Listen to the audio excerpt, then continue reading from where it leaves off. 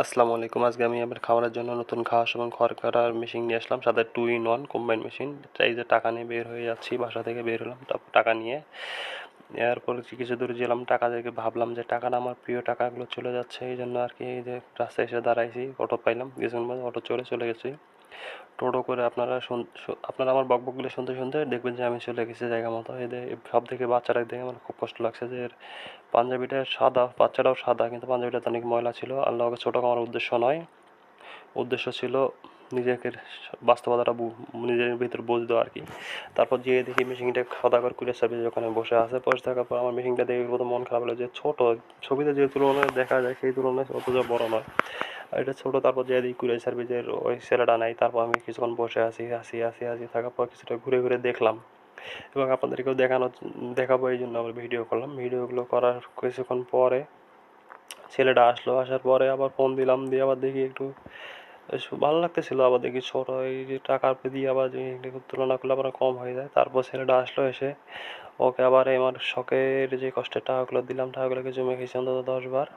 তারপর ওদের টাকাগুলো গুনে নিচ্ছে দেখে দেখে। সততা ব্যবসার মূলধন এই কথা আমাকে ডাইরেক্ট বলে নিয়ে তারপর হ্যান টাকা আমি হেল্প করলাম। তারপর এই টাকা আমার আমাদের আছে, মেশিনগুলো আমার কিন্তু সাথে আমাদের আমার শিক্ষার কাটা। আপনার 28,000 টাকা দিয়েছিলেন এটা আপনাদের হলো কত হর্স ছিল? মোটর কত হর্স?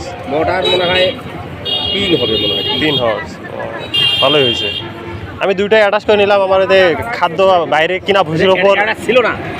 আগে ছিল না, হ্যাঁ এখন এখন করছে এটা। হ্যাঁ। আমার কিনা ভুসির ওপর মানে কোনো নিশ্চয়তা নাই, না এই জন্য আমি এটা নিলাম। খিলাই সময় লাগবে বেশি। ছোট জিনিস, ছোট জিনিস, হ্যাঁ। ভাঙে দেখলে বোঝা যাবে কতটুকু করে কি। সাথে সাথে কথা বলা শেষ করে তারপর আমি আমার ভ্যানে করে আমার স্বপ্নের জিনিসটা নিয়ে রওনা দিলাম। তারপর এখানে বলে বললাম যে ভালো করে বেঁধে নাও, নাহলে ভাঙাচোরা রাস্তায়। তারপর বেঁধে কষ্ট করে নিয়ে আসলাম, অনেক কষ্ট করে নিয়ে আসার পথে একটা বাস্তব ঘটনা ঘটছে, ওটা আপনাদেরকে দেখাবো অবশ্যই আরেকটা ভিডিওতে। আর তারপর আমার চাচাই যে আসে নামানোর পর তিনি খুলে খুলে দেখতেছিলেন যে কী হবে কি। তারপরে আমি একটা আনবক্সিং করলাম চাকু দিয়ে কেটে দিয়ে। এইভাবে আর কি আমি নিয়ে আসলাম। তারপর এখন কীভাবে সেট করবো ওটা যদি অবশ্যই দেখতে পারবেন, কিন্তু আপাতত নিয়ে আসলাম, কিন্তু সেট আপ করিনি এখনও। এর ভালো মন্দ কিছু তারপর আমার সাথে বোনরা পাগলের মধ্যে দেখতেছিল যে এটা কী। আচ্ছা, পরবর্তী সকল আপডেট দেওয়ার চেষ্টা করবো। কি আর এগুলো এই সাথে থাকবেন। আসসালামু আলাইকুম।